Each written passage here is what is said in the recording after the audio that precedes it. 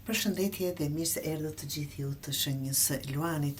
Do bëjmë leximin e radhës për ju të dashur Luan dhe shikoj që kjo periudhë për ju hapet me 3 të kupës. 3 të kupës, një energji gëzimi, miqësie dhe festimi. Mund të vinë një lajm i mirë, mund të jetë një bashkëpunim me dikë, apo një moment ku do ndihesh më afër njerëzve që të duan. Diçka do t'ju ngrohtë zemrën e juaj.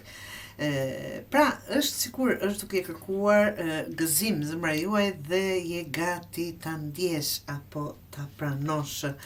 Pastaj filloj me kalorusin e shkopive që tregon zjarrin tënd të mbrëmshëm.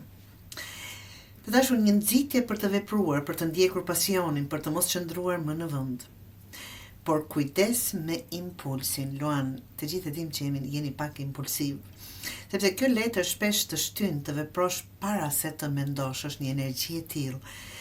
Mos e humb drejtimin, sepse ajo energji që ke mund të jetë ose ndërtuese ose shkatëruese, në varësi se si e përdor të dashur Luani.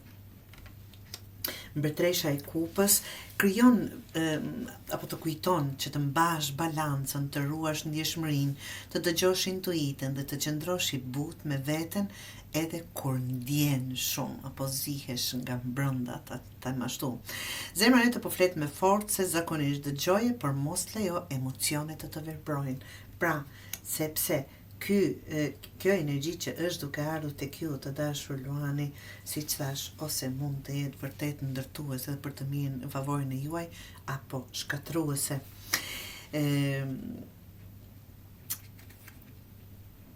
Në planin e punës apo në diçka praktike, është 8 të monedhës tregon një fillim të ri. Do thotë mund të jetë në ajo që nuk do jeni impulsiv dhe t'i bëni gjërat me një balancë vërtet dhe me ndjeshmëri të madhe që të arrini të një fillim i ri që do t'ju shërbej për ju apo në favorin e juaj. Një fillim i ri që kërkon durim dhe përkushtim. Diçka po merr formë ngadalë, diçka që mund të jetë si projekt, një ide ose një mundësi që të kërkon të investosh energji çdo ditë. Mos kërko rezultate në menjëhershme, nga që monedhat janë të ngadalta, por janë të sigurta dhe kjo është e bukur e tyre.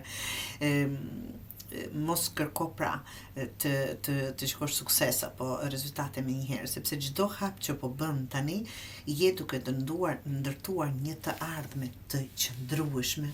Dhe 9 të shpatës tregon net pa gjumë, ankth apo mendime që të lodhin, mos i ushqe më me frikë. Do thotë të gjitha këto po kthehem prapte, ky gëzim, ky raport me punën apo mund të jetë lidhje, mund të jetë familje, mund të jetë investim të çfarë do lloji, kërkon ndjeshmëri dhe intuit, kërkon jo të veproni me impulsivitet, por që me analizë. Dhe kjo mund t'ju shqetësoj paksa apo t'ju jap një frikë. Këto janë thjesht mendime që s'kan fuqi reale mbi ju të dashur, këto shpata, përveç nëse u jep vetë. Të thotë, siç e kam thënë gjithmonë, ata që më ndjekin e din që e kemi folur shpesh herë duke thënë cilën të ushqesh më shumë, ajo dhe do bëhesh negativen apo pozitiven. Do thotë të bëjmë më shumë nga ajo pozitive që të mund ta mundim dhe të krijojmë një karakter dhe të tërheqim energji pozitive. Pra, kjo letër thot, ajo që të mban zgjuar natën shpesh nuk ndodh kurrë në realitet, por është një frikë nga brenda jush.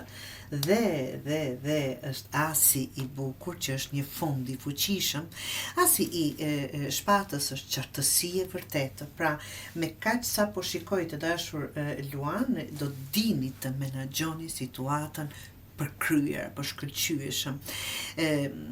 Qartësia e vërtetë dhe vendimi, pas gjithë dyshimeve, frikrave, arrin në një moment ku gjithçka bëhet e qartë.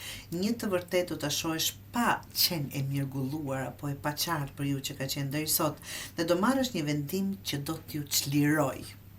Kjo letër është prerja e pastër mes asaj që ke qenë dhe asaj që po bëhesh, të dashur Luan.